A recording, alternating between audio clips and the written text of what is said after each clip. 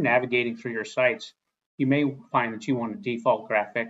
So as your navigation tree up here, as you're going through, you can go to City Center. You see how it brings up these three options? Well, if you just click on it and you go to your magic button, it brings this one up right away instead of going to these. How to do that is you just go to Folio, launch Folio, and you can type in Fin5, or you can type in graphic on, or you can do Fin project like this, and that'll query for all your graphics, but Fin5 is just simple. Click it in there.